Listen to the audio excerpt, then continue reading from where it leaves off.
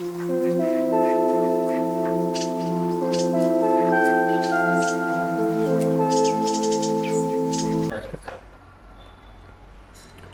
नमः शिवाय। श्री सद्गुरु सिद्धारूढ़ महाराज की जय। श्री सद्गुरु गुरुनाथारूढ़ स्वामी महाराज की जय। ಈ ಕಳೆದ ಸಂಚಿಕೆಯಲ್ಲಿ ಸಿದ್ಧಾರೂಢರು ಸದ್ಗುರುವಿನನ್ನು ಪಡೆಯುವುದಕ್ಕೋಸ್ಕರವಾಗಿ ಸದ್ಗುರುವಿನಿಂದ ಬ್ರಹ್ಮಜ್ಞಾನ ಅಥವಾ ಆತ್ಮಸುಖವನ್ನು ಪಡೆಯುವುದಕ್ಕಾಗಿ ಮನೆ ಬಿಟ್ಟರು ಅಥವಾ ಮನೆಯ ತ್ಯಾಗ ಮಾಡಿದರು ಅಂತ ನಾವು ಹೇಳ್ತಾ ಬಂದ್ವಿ. ಇನ್ನು ಎಲ್ಲಿ ಹೋದರು ಅವರು? ಅವ್ರ ಜೊತೆಗೆ ಸಾಥ್ ಕೊಟ್ಟವರು ಅಂತ ಹೇಳ್ತಾರಲ್ಲ, ಬಂದಂಥವರು ಯಾರು? ಮತ್ತು ಪುನಃ ಯಾವ ಗುರುಗಳನ್ನು ಅವರು ವಿಚಾರಿಸೋಣ. ಸಿದ್ಧ ಬಾಲಕನು 10ನೇ ವಯಸ್ಸಿಗೆ ಮನೆಯನ್ನು ತೊರೆದರು ಅಂತ ಹೇಳಿ ಅದಕ್ಕೆ ಪುರಾವೆಯನ್ನು ಕೂಡ ನಾವು ಈ ಹಿಂದಿನ ಸಂಚಿಕೆಯಲ್ಲಿ ತೋರಿಸಿದೆವು. ಇನ್ನು ಮನೆಯ ಬಿಡುವಾಗ ಆತ್ಮೀಯರಾದಂತಹ ಅಧ್ಯಾತ್ಮ ಗುರುಗಳು ಅಂದರೆ ವೀರಭದ್ರ ಸ್ವಾಮಿಗಳಿಗೂ ಕೂಡ ನಮಸ್ಕಾರ ಮಾಡಿದರು. ತಂದೆ ತಾಯಿಗಳು ಕೂಡ ನಮಸ್ಕಾರ ಮಾಡಿದರು. ಬಂಧು ಬಾಂಧವರಿಗೂ ಕೂಡ ನಮಸ್ಕಾರ ಮಾಡಿ ಹೊರಟರು. ಎಲ್ಲಿಂದ ಹೊರಟರು? ಚಾಳಕಾಪುರದಿಂದ ಬಿಟ್ಟು ಗುರುಶೋಧನೆಗೆ ಹೊರಟರು. ಇವರು ಊರು ಬಡ್ಡಿ ದಾಟಬೇಕಾಗಿತ್ತು. ಅಷ್ಟರೊಳಗೆ ಬಾಲ್ಯ ಸ್ನೇಹಿತರು ಸೋಮ ಭೀಮ ಅನ್ನೋರು ಕೂಡ ಎದುರು ಬಂದರವರು. ಸಿದ್ಧ ಬಾಲಕ ಗುರುವಿನನ್ನು ಅರಸುವುದಕ್ಕೋಸ್ಕರವಾಗಿ ಓಂ ನಮಃ ಶಿವಾಯ ಎಂಬ ಮಂತ್ರವನ್ನು ಜಪಿಸುತ್ತಾ ಹೊರಟು ನೋಡಿದ್ರು.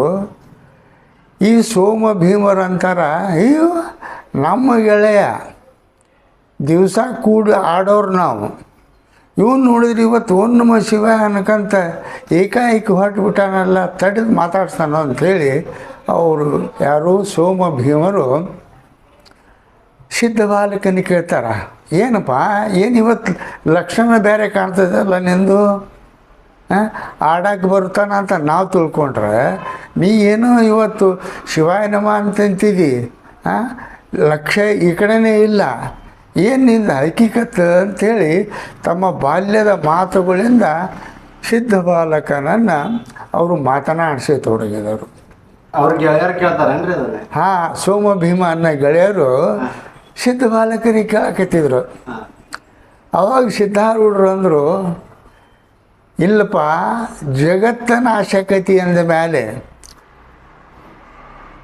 ಸುಖ ಎಲ್ಲೈತಿ ಹೇಳು? ಹಂಗಾರ ಸುಖ ಎಲ್ಲೈತಿ ಅನ್ನೋದನ್ನು ಸದ್ಗುರುಗಳಿಂದ ತಿಳ್ಕೋಬೇಕು ಅಂಥೇಳಿ ಗುರುಗಳ ಆಜ್ಞೆ ಆಗ್ಯದ. ಅಂಥ ಸದ್ಗುರುವನನ್ನು ನಾನು ಹುಡುಕ್ಲಿಕ್ಕೆ ಹೊರಟೇನೆ ಅಂತ ಅಂದರು. ಅವಾಗ ಅವರಂದರು, ಸದ್ಗುರು ಅಂತಿದಿ, ಸುಖ ಅಂತಿದಿ, ಇದೇನಪ್ಪ ನನಗಂತೂ ತಿಳಿಯಂಗಿಲ್ಲ, ಹಂಗಾರೆ ಸದ್ಗುರು ಅಂದ್ರೆ ಯಾರು? ಅವಾಗ ಅವ್ರಂತಾರ, ಬಾಲ್ಯ ಭಾವದಲ್ಲಿ ಇವ್ರಿಗೆ ಏನು ತಿಳಿಸ್ಕೊಡ್ಬೇಕು? ಶಾಸ್ತ್ರದ ಶಬ್ದ, ದೊಡ್ಡವಪ್ಪ, ಘನಕ್ಕೆ ಘನವಾದವನು ಅಂತ ಹೇಳ್ತಾರೆ. ಅಂದ್ರೆ ಎಲ್ಲಕ್ಕಿಂತಲೂ ದೊಡ್ಡವರು ಅಂತ ಸಿದ್ಧ ಬಾಲಕ ತನ್ನ ಸ್ನೇಹಿತರಿಗೆ ಹೇಳ್ತಾರೆ. ಅವಾಗ ಇವ್ರು ಅಂತಾರ, ಅಲ್ಲೆಲ್ಲೆಲ್ಲೆಲ್ಲೆ ಎಲ್ಲರಿಗೂ ದೊಡ್ಡವ ಅಂತಂದ್ಮೇಲೆ ನಾವು ದರ್ಶನ ಪಡೆಯಬೇಕು. ಅವರು ಗುರು ಶೋಧನೆಗೆ ಹೋಗ್ತಾರನ್ರಿ? ಅದಕ್ಕೆ ಅವ್ರು ಏನು ಮಾಡ್ತಾರೆ, ಇಲ್ಲಪ್ಪ ನೀವು ಒಬ್ಬನ ಹೋಗಿಪ್ಪ, ಆಮೇಲೆ ಇಲ್ಲಿವರೆಗೆ ನಾನು ನಿಮ್ಮ ಜೊತೆಗಿದ್ವಲ್ಲ, ನಮ್ಮನ್ನು ಕರ್ಕೊಂಡು ಗುರುದರ್ಶನ ಮಾಡಿಸು, ನಮ್ಮನ್ನು ಯಾಕೆ ಬಿಟ್ಟು ಹೋಗಿ ನೀನು? ಅವಾಗ ಸಿದ್ಧ ಬಾಲಕನಿಗೆ ವಿಚಾರ ಉಳಿತು. ಶಾಸ್ತ್ರದ ಜ್ಞಾನ ಇಲ್ಲಿವರಿಗೆ, ಈಗ ಶಾಸ್ತ್ರ ಹೇಳೋದು ತಿಳಿಯೋದಿಲ್ಲ. ಬಾಲಭಾವದವರು ಏನಪ್ಪ, ಅವರನ್ನು ಕೂಡ ನಾವು ಒಗ್ಗೂಡಿಸ್ಕೋಬೇಕು. ಅವಾಗಂತಾರ ಆಗಲಿ, ಈಗ ನಾವು ಹೊರಟೇನಪ್ಪ ಅಂದಮೇಲೆ ನೀವು ಬರ್ತೀರಿ ಅಂತ ಹೇಳ್ತೀರಿ. ಆದರೆ ಗುರು ಅನ್ನೋ ಏನು ಮಾಡ್ತಾನೆ, ಅಧಿಕಾರಿಯನ್ನು ನೋಡಿ ಬೋಧ ಮಾಡಾಗಿರ್ತಾನ. ಹೌದು. ಈಗ ನಾನು ನಿಮಗೆ ಅಧಿಕಾರಿ ಯಾರು, ವೇದಾಂತ ಅಂದ್ರೇನು ತಿಳಿಯೋದಿಲ್ಲ ನಿಮಗೆ. ಆಗಲಿ ಬರ್ರಿ ಹೋಗೋಣ ಅಂತ. ಆಯ್ತು ನಡಿಪ, ನಾನು ಬರ್ತೇನೆ, ನಡಿಯಲ್ಲ, ಏನು ತಪ್ಪಾತ. ಅವ್ರು ಕರ್ಕೊಂಡು ಹೋಗ್ತಾರ್ರಿ. ಆಗ ಸೋಮ ಭೀಮರು ಕೂಡ ಹೊರಟರು. ರಾತ್ರಿ ಆಯಿತು. ಇನ್ನು ಮಧ್ಯಾಹ್ನ ಆದಮೇಲೆ, ಸಾಯಂಕಾಲ ಆದಮೇಲೆ ಹಸುವು ತೃಷೆ ಸಾಮಾನ್ಯ ಅಲ್ಲ ಇದು, ಸಾಮಾನ್ಯ ಇರಲಿ ಅದು, ಹಸು ಆಗತ್ತೈತ್ರಿ. ಅವ ಸೋಮ ಭೀಮ ಅಂತಾರ, ತನ್ನ ಗೆಳೆಗೆ ಹೇಳ್ತಾನೆ, ಅಲ್ಲೋ ಪಾಪ ತನ್ನ ಪಾಡಿಗೆ ಅವ್ನು ಹೊಂಟಿದ್ದ, ನಾವು ಮಾತಾಡಿಕೊಂಡು ನಾವು ಬರ್ತೇವಪ್ಪ ಅಂತಂದ್ರಿ. ಆದ್ರೆ ಅವ ಶಿವಾಯ ನಮ ಅನ್ಕಂತ ಮುಂದೆ ಹೊಂಟ್ರೆ ನಮಗೆ ಹಿಂದೆ ಹೊಂಟೇವಿ ಖರೆ, ಅವನಿಗೆ ಹಸುವು ತೃಷೆ ನಾವು ಬಾಯಾರಿಕೆ ಅಂತಿರ್ತೇವಲ್ಲ, ಅದು ನಮಗೆ ಆಕತೈತಿ ಹೊರತಾಗಿ ಅವನಿಗದು ಪರಿವೇ ಇಲ್ಲ. ನಮಗೆ ಹಸುವು ಆಕತೈತಿ, ಈಗ ನೀರಿಳಿಕೆ ಆಕತೈತಿ, ನಡೆದು ಸುಸ್ತು ಆಕತೇವಿ. ಏನಾಗೈತಿ ಅಂತ ಹೇಳಿ ಗೆಳೆಯರು ಮಾತಾಡಕತ್ತಿದ್ರು. ಅಜ್ಜಾರು ಒಂದ ತಲೆಯಾಗ ನಾ ಗುರು ನೋಡ್ಕೊಂಡು ಹೊಂಟೇನ ಅನ್ನೋದು. ಆದರೆ ಏಕೋಭಾವ ಅಂತ ನಾವು ಅಂತೀವಿ.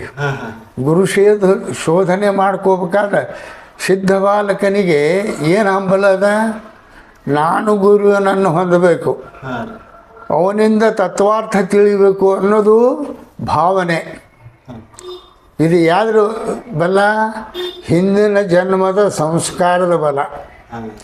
ಶಾಸ್ತ್ರ ಶಬ್ದಗಳನ್ನು ಕೇಳಿದಾಗ ಅವನ ವೃತ್ತಿ ಬಹಿರ್ಮುಖವಾಯಿತು ಅಂತ ನಾವು ಹೇಳ್ತೇವೆ. ಅಂತರ್ವೃತ್ತಿ ಒಳಗೆ ಏನಿತ್ತಲ್ಲ ಅದು ಜಾಗೃತ ಆಯಿತು. ಎಂದು ನಾ ಗುರುವಿನ ಪಡೆದೇನು, ಎಂದು ಈ ಮುಕ್ತಿ ಮಾರ್ಗದಲ್ಲಿ ನಾನು ಮುನ್ನಡೆಯಬೇಕು ಅನ್ನೋದು ಜಾಗೃತ ಆಗ್ತಿತ್ತು. ಇಲ್ಲೇ ಅವನ ಹಿಂಬಾಲಕರಿಗೆ ಏನು ಜಾಗೃತ ಆಕತ್ತಿತ್ತು, ಏನೋ ಯಪ್ಪ ನಡೆದೆ, ಕಾಲು ನೋವು ಹಾಕತ್ತಿದ್ವು, ಎಷ್ಟಂತ ನಡಿಬೇಕು, ನೀರಡಿಕೆ ಹಾಕತ್ತು, ಊಟ ಇಲ್ಲ, ಉದ್ದು ಇಲ್ಲ. ಇವು ನೋಡಿದ್ರಿ ಶಿವಾಯನಮ್ಮ ಅಂತಾನೆ ಮುಂದೆ ಹೊಂಟಾನ. ಸೋಮ ಭೀಮ ಮಾತಾಡಕತ್ತಿದ್ರು, ಏನೋ ಗತಿ ಹೆಂಗೆ ಅಂತೇಳಿ. ತಡಿಪ ಕೇಳೋಣ ಅವನ್ನ. ಮತ್ತು ನಾವಾಗಿ ತಡೆದು, ನಾವಾಗಿ ನಿನ್ನ ಬೆನ್ನ ಹತ್ತ ಇವನ ಕಡೆ ಹೋಗೋಣ ಅಂತ ಅಂದ ಮೇಲೆ ಹೊರಟೇವಿ. ಆದರೂ ವಿಚಾರ ಮಾಡಿದರು, ಹೆಂಗಪ್ಪ ಎಲ್ಲಿ ಹೋಗೋದು, ಎಲ್ಲಿ ಇನ್ನೂ ಗುರುನ ಸಿಗಲಿಲ್ಲ ಅಲ್ಲೋ. ಆವಾಗ ಸಿದ್ಧ ಬಾಲಕ ತನ್ನ ಸ್ನೇಹಿತರಿಗೆ ಹೇಳ್ತಾನೆ, ಗುರು ಇವತ್ತು ಸಿಗ್ತಾನ, ಇಲ್ಲೇ ಅದಾನ ಅನ್ನೋದು ಯಾರಿಗೂ ಕಲ್ಪನಾ ಇಲ್ಲ. ನಾವು ಶೋಧ ಮಾಡಬೇಕು, ಎಲ್ಲಿ ಹುಡುಕಬೇಕು, ಯಾವ ದೇವ ಮಂದಿರದಲ್ಲಿ ಅದಾನ, ಎಲ್ಲಿ ತಪಸ್ಸಿ ಕುಂತಾನ, ಯಾವ ಗವಿಗುಂಡಾರದಲ್ಲಿ ತಪಸ್ಸನ್ನು ಆಚರಣೆ ಮಾಡ್ತಿರ್ತಾನೆ, ಯಾವ ಮಠದಲ್ಲಿ ಅದಾನ, ನಾವು ಅವುಗಳನ್ನು ಶೋಧ ಮಾಡಬೇಕು ಹೊರತಾಗಿ ಇಲ್ಲೇ ಅದನ್ನು ಅಂಥೇಳಿ ಏನು ನಮ್ಗಿದು ಆಗ್ತೈತಾನೆ. ಆ ಹೊತ್ತಿನೊಳಗೆ ಏನಾಗ್ತೈತಿ, ನಮ್ಮ ಕಷ್ಟಗಳು ಹಾಗೆ ಆಗ್ತಾವೆ. ಬಾಯಾರಿಕೆನೂ ಆಗ್ತೈತಿ, ಹಸುವೂ ಆಗ್ತೈತಿ, ನಿದ್ರೆನೂ ಬರ್ತೈತಿ. ಆದರೆ ಇವಕ್ಕೆ ನಾವು ಲಕ್ಷ್ಯ ಕೊಟ್ರೆ ಗುರು ಶೋಧ ಎಂದ ಆಗ್ಬೇಕು. ಆಗೋದಿಲ್ರಿ ಅದು. ಇವೆಲ್ಲ ನಮ್ಮ ಮನೆ ಸಿಗ್ತಿದ್ವ ಇಲ್ಲ, ಸಿಗ್ತಿದ್ವಿ ರೀ, ಅಲ್ಲೇ ಆರಾಮ ಊಟ ಸಿಗ್ತಿತ್ತು, ಎಲ್ಲನೂ ಸಿಗ್ತಿತ್ತು. ಮತ್ತು ನಾವು ಯಾಕೆ ಬಿಟ್ಟು ಹೊಂಟೇವಿ, ಗುರುವಿನಲ್ಲಿ ಹೊತ್ತೊತ್ನಾಗ ಇವುಗಳ ಕಡೆ ನಾವು ಲಕ್ಷ್ಯ ಕೊಡಬಾರದು. ಗೆಳೆಯರಂದರು ನಂಬಿ ಕೆಟ್ಟಿ ನೋಡಪ್ಪ ಅಂದರು. ನಾವೇನೋ ತಿಳ್ಕೊಂಡಿದ್ವಿ, ಇಲ್ಲೇ ಅದನ್ನು ಬಿಡು, ಹೊಂಟಾನ್ ಬಿಡು, ನೋಡೋಣ ಅಂತೇಳಿ. ಆದರೂ ನೋಡೋಣ, 2 ದಿವಸ ಆಕೈತಿ, ಆಗಲಿಪ್ಪ ನಡಿ ಹೋಗೋಣ.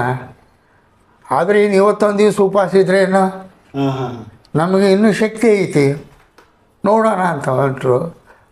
ಮುಂದೆ ಹೋಗ್ತಾ ಹೋಗ್ತಾ ಹೋಗ್ತಾ ಹೋಗ್ತಾ ಇವರು ಬೇಸರನೂ ಆಕತ್ತು.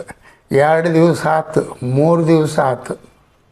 ಅವಾಗ ಒಬ್ಬ ಬಂದ, ಏನು ನಡೆದು ಕುಂದ್ರೆ ಕಾಲ ಮುಳ್ಳೆಳ್ಯಾಕತ್ತೇವು, ಹಾಂ, ಊಟ ಇಲ್ಲ, ಉದ್ಮಾನ ಇಲ್ಲ, ಎಲ್ಲರ ಒಂದು ಯಾವ್ದಾರ ಗುಡಿಯಾಗರ ಮಲಗಿಸಪ್ಪ. ಅವಾಗ ಸಿದ್ಧಾರೂಢರಿಗೆ ಅಭಯ ಹೇಳ್ತಾರೆ, ನೀವು ಅಧೈರ್ಯ ಪಡಕ್ಕೆ ಹೋಗಬೇಡ್ರಿ. ಗುರುವಿನಲ್ಲಿ ಹೊರಟು ಹೊತ್ತೊಳಗೆ ಸುಖ ದುಃಖಗಳು ಇದ್ದ ಅದಾವ. ಬರ್ರಿ ಇವತ್ತು ಇಲ್ಲಿ ಒಂದು ಹಳ್ಳಿದ ಹೋಗೋಣ, ಅಲ್ಲಿ ವಿಶ್ರಾಂತಿ ಪಡೆಯೋಣ ಅಂಥೇಳಿ ಹೊರಟರು. ಎಲ್ಲಿಗೆ ಬಂದರು ಅಂತಂದ್ರೆ ಸದಾಶಿವ ಪೀಠ ಅಂತೇಳಿ. ಅದು ಎಲ್ಲೈತಪ್ಪ ಅಂತಂದ್ರೆ ಈ ನಮ್ಮಲ್ಲಿ ಇದ್ರ ಸಮೀಪ ಆಗ್ತೈತೆ. ಅದು ಈ ಗಜದಂಡ ಆಶ್ರಮ ಇದು ಹೇಳ್ತೇವಲ್ಲ, ಲಿಂಗಸೂರು, ಅದ್ರ ಕೂಡ ಹಿಂದನೇ ಒಂದು ಸದಾಶಿವ ಪೀಠ ಅಂತ ಬರ್ತದೆ. ಅಲ್ಲಿ ಒಂದು ಬಸವಣ್ಣ ದೇವ್ರ ಗುಡಿ ಈಗೂ ಐತೆ. ಅದು ಬಸವಣ್ಣ ದೇವ್ರ ಗುಡಿ. ಸಂಜೆ ಆಗಿತ್ತು, ಆಯ್ತಪ್ಪ ವಿಶ್ರಾಂತಿ ಮಾಡಿರಿ ನೀವು ಅಂಥೇಳಿ ಆ ಗುಡಿಯೊಳಗೆ ಸಿದ್ಧಾರೂಢರು ಏನು ಮಾಡಿದರು, ಆ ಒಂದು ಮೂಲಿ ತೋರಿಸಿದ್ರು. ಇವ್ರಿಗೆ ದಣವಾಗಿತ್ತು, ಮಕ್ಕೊಂಬಿಟ್ರಿ ಇವ್ರು ಏಕ್ದಮ್. ಸಿದ್ಧ ಬಾಲಕ ನೋಡಿದ ಬಸವಣ್ಣನ ಹಿಂದಿನ ಜನ್ಮದ ಸಂಸ್ಕಾರ ಏನದವಲ್ಲ, ಸ್ಥಾನ ಬಲದಿಂದ, ಮಾತಿನ ಬಲದಿಂದ. ಯಾರ ಮಾತು? ಮಹಾತ್ಮರ ಮಾತಿನ ಬಲದಿಂದ ಅವೇನಾಗ್ತವೆ, ಜಾಗೃತ ಆಗ್ತವೆ, ನೆನಪಿಗೂ ಬರ್ತಾವ. ಬಸವಣ್ಣನನ್ನು ನೋಡಿದ ಶಿಲೆ ಅದು. ಆದರೆ ಆ ಬಸವಣ್ಣ ಏನಾಗಿತ್ತಪ್ಪ ಅಂತಂದ್ರೆ, ಈ ಅನ್ಯ ಜನರು ಅಂದರೆ ನಾವು ಪಾಪಿಷ್ಟ್ರು ಅಂತ ಹೇಳ್ತೇವೆ. ಅಂದರೆ ನಾವು ಪಾಪಿಷ್ಟ್ರು ಅಂತ ಹೇಳ್ತೇವೆ. ಆ ಅನ್ಯ ಜನರ ನಮನದಿಂದ ನಾವೆಲ್ಲ ದೇವ್ರನ್ನ ಪೂಜೆ ಮಾಡ್ತೇವೆ. ಅಲ್ಲಿ ಏನೈತಿ, ಶ್ರದ್ಧಾ ಭಕ್ತಿ ಇರ್ತದೆ. ದೇವರಿಗೆ ಅಭಿಷೇಕ ಯಾಕೆ ಮಾಡಬೇಕು, ಯಾವ ಭಾವದಿಂದ ಮಾಡಬೇಕು, ಕೆಲವು ನೇಮಾದಿಗಳದಾವ ಇಲ್ಲ. ಅದಕ್ಕೆ ಹೋದೆ, ಇವತ್ತು ನಂದು ಅಭಿಷೇಕ ತಗೊಳ್ರಿ ಅಂತ ಸ್ನಾನ ಪೂಜೆ ಅವು ಇವು ಶರೀರ ಶುದ್ಧಿ ಇಲ್ಲದ ಹೋದರೆ ಭಾವನಾ ಶುದ್ಧಿ ಇರ್ತೇನೆ. ಅದಕ್ಕೆ ಸಿದ್ಧಾರೂಢರು ಅವಲೋಕನ ಮಾಡಿದರು ಯಾವುದನ್ನು, ಆ ಬಸವಣ್ಣನ ಮೂರ್ತಿಯನ್ನು ನೋಡಿದರು. ಅವ್ರಿಗೆ ತಿಳಿತಿದ್ರು ಎಷ್ಟೋ ದಿವಸದಿಂದ ಇದಕ್ಕೆ ನಮನ ಯಾರು ತೆಗೀತಿ, ಪಾಪಿಷ್ಠರ ನಮನವಾಗಿದೆ. ಅಂದರೆ ಪುಣ್ಯವಂತರಿಂದ ಇದಕ್ಕೆ ಅಭಿಷೇಕಾದಿಗಳೂ ಆಗಿಲ್ಲ. ಪೂಜೆ ನಡೀತಿರ್ಬೇಕು ಕರೆ, ಆದರೆ ಹೆಚ್ಚಿನ ಬಹುಭಾಗ ಏನಾಗೈತಪ್ಪ ಅಂತಂದ್ರೆ ಸಾಮಾನ್ಯ ಜನರ ನಮನದಿಂದ ಬಸವಣ್ಣ ದೇವರಲ್ಲಿರುವಂತಹ ದೇವತ್ವ ಭಾವ ಕರಿ ಹೋಗ್ಯದ, ಅದರೊಳಗಿರುವ ಶಕ್ತಿ ಕಡಿಮೆ ಆಗ್ಯದ. ಅದಕ್ಕೆ ಅವ್ರೇನು ಮಾಡಿದರು, ಆ ಬಸವಣ್ಣನ ಮೇಲೆ ಎದ್ದು ಬಸವಣ್ಣನ ಮೇಲೆ ಕುಳಿತುಕೊಂಡು ಓಂ ನಮಃ ಶಿವಾಯ ಮಂತ್ರ ಹೇಳ್ತಾ ಧ್ಯಾನ ಮಾಡ್ಕೋತ ಕೂತ್ಕೊಂಡ್ರು. ಯಥಾ ಪ್ರಕಾರವಾಗಿ ಬೆಳಿಗ್ಗೆ ಮಾಡಿದ ಆ ಊರು ಪೂಜಾರಿ ಬಂದ. ಅವೊಂದು ಕಾಯಕ ಇರ್ತೈತಲ್ಲ, ಏನಿರ್ತೈತಿ, ಬೆಳಿಗ್ಗೆ ತರೋದು, ಹೂವು ಪತ್ರಿ ತರೋದು, ನೀರು ಹಾಕೋದು, ಪೂಜೆ ಮಾಡೋದು, ತಂತ ಹೋಗೋದು ಅಷ್ಟೇ. ಬಂದ ನೋಡ್ದವ, ಬಾಗಿಲ ತೆಗ್ದ ಬಂದ, ಬಸವಣ್ಣ ದೇವರೈತಿ. ಅಲ್ಲಿ ನೋಡಿದ್ರೆ ಒಬ್ಬ ಸಣ್ಣ ಬಾಲಕ ಕುಂತಾನ. ಅವ ಅಂದ ಸಿಟ್ಟಿಗೆದ್ದ, ಏನಿದು ವಿಚಾರ ಅವನಿಗೂ ಒಳ್ಳಿಲಿಲ್ಲ. ಏಕ್ದಮ್ ಬಾಗಿಲ ಸುತ್ತು ಬಾಗಿಲ ಬಂದಾಗಿದ್ವಲ್ಲ ತೆಗ್ದವ. ಬೆಳಕಿನ ಮತ್ತೆ ಪುನಃ ನೋಡಿದ. ಅಂದ ಅವಾಗ ಅನ್ನಿಸ್ತ ಅವನಿಗೆ, ಇದ್ರ ಮೇಲೆ ಬಸವಣ್ಣನ ಮೇಲೆ ಒಬ್ರು ಕುಂತಾರ ಅಂಥೇಳಿ ಅವನಿಗೆ ಆಶ್ಚರ್ಯ ಅನ್ನಿಸ್ತು. ಅವ ಅಂದ, ದೇವರು ಗುಡಿಯೊಳಗೆ ಈ ಹುಡುಗ ಕೂಡಿರ್ಬೇಕಾದ್ರೆ ಸಿಟ್ಟೂ ಬಂತ ಅವನಿಗೆ. ಅವ ಅಂದ, ಏನು ದೇವರನ್ನ ಖಬರ್ ಐತಿಲ್ಲ ನಿನಗೆ? ದೇವರು ಅಂತೇಳಿ ನಾವು ಪೂಜೆ ಮಾಡಕ್ಕೆ ಬಂದೇವಿ, ನೀ ಅದ್ರ ಮೇಲೆ ಹತ್ತಿ ಕೂತ್ಕೊಂಡಿ ಅಲ್ಲ, ಅವಿವೇಕಿ ತೆಳಗಿಳಿ ಅಂತ ಅಂದವ. ಅಂದ್ರೆ ಸಿದ್ಧ ಬಾಲಕನಿಗೆ ಬೈದ. ಅದಕ್ಕೆ ಸಿದ್ಧ ಬಾಲಕ ಏನೋ ಗೊತ್ತನ, ಕುಳಿತವನು ದೊಡ್ಡವನೋ ಕುಳ್ಳರಿಸಿಕೊಂಡವನು ದೊಡ್ಡವನೋ? ಪೂಜಾರಿ ಕ್ವಶನ್ ಮಾಡ್ತಾರೆ. ಪೂಜಾರಿಗೆ ಹೇಳ್ತಾರೆ ಅವರು, ನೀ ಅಂತೀಪ ಬರೋಬ್ಬರಿ. ನಾ ದೊಡ್ಡವಂತ ನಾನು ಅನ್ನಂಗಿಲ್ಲ. ನೀ ನಿಂತಿದಿ ದೇವ್ರಿದು, ದೇವ್ರ ಮೇಲೆ ಕುಂತಿಯಲ್ಲ ಅಂತ ನೀ ಅಂದ್ರೆ ನಾನು ಹೇಳ್ತೇನೆ ನಿನಗೆ, ಕುಳಿತವನು ದೊಡ್ಡವನು, ಕುಳ್ಳರಿಸಿಕೊಂಡವನು ದೊಡ್ಡವನು. ಅವನಿಗೂ ದಿಗಿಲು ಬಿತ್ತದು. ನಾನು ಮಡಿಯಿಂದ ಅದೇನೆ ಇಲ್ಲಪ್ಪ ಅಂತಂದ್ರೆ ನಿನ್ನ ನಾ ಬಿಡಂಗೇ ಇಲ್ಲ ಅಂತ ತಿಳ್ಕೊಂಡು ಏನು ಮಾಡಿದ, ಅವನನ್ನು ತಳ್ಳಬೇಕು, ಇದನ್ನು ಮಾಡಬೇಕು ಅಂಥೇಳಿ ಮುಂದೆ ಹೋದ. ಆದರೂ ಕೂಡ ಅವನ ಸಂಬಂಧ ಇಲ್ಲ, ಇದು ಸರಿ ಅನ್ಸಂಗಿಲ್ಲ ಅಂತ ತಿಳ್ಕೊಂಡು ಊರ ಜನರಿಗೆ ಹೋಗಿ ಕರ್ಕೊಂಡ್ಬಂದ. ಬಂದ, ಅನಾಚಾರ ಆಗೈತೆ ಬರ್ರಿ ಅಂತ. ಏನಾಗೈತೆ ರೀ, ಏನಾಗೈತೆ ನೋಡ್ರಿ, ಈಟು ಹುಡುಗದಾನಿವ, ನಾ ಹೇಳಿದ್ರು ಕೇಳುವಲ್ಲ, ದೇವ್ರ ಮೇಲೆ ಕೂತಾನ ಅಂತ ಹೇಳಿ, ನಾನು ಮಡಿಯಿದ್ದೇನೆ ಬಾ ಅಂತ ಹೇಳಿ ಹಿಂಗೆ ಹೊಳ್ಯಾಕಂತ ಹೇಳಿ ಹುಡುಗನ್ನ ಅಂದರೆ ಸಿದ್ಧ ಬಾಲಕನನ್ನು ನುಗ್ಗಿಸ್ಬೇಕು ಅಂತೇಳಿ ಮುಂದೆ ಕೈ ಎತ್ತಕ್ಕೆ ಹೋದ್ರೆ ಅವನ ಕೈ ಏನಾಯ್ತಪ್ಪ ಅಂತಂದ್ರೆ ಅಲ್ಲೇ ಹಿಂದೆ ದೇವಸ್ಥಾನದ ಮಳೆಗೆ ಸುಕ್ಕನಂಗೆ ಆಗಿಬಿಡ್ತದೆ. ಅದು ಮಡ್ತಕ್ಕೂ ಬರೋ ಬಂದು ಹಿಂಗೆ ಕುಂದ್ಬಿಟ್ಟವ. ಅವಾಗ ದಿಗಿಲಾಗಿಬಿಡ್ತು ಬಂದವರಿಗೆ.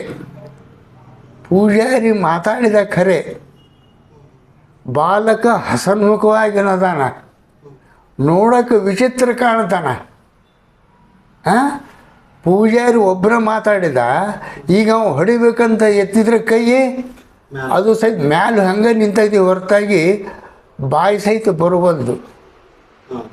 ಅವಾಗ ಹೇಳ್ತಾನವ ಪೂಜಾರಿ, ಯಾರು ಇನ್ನೊಬ್ಬ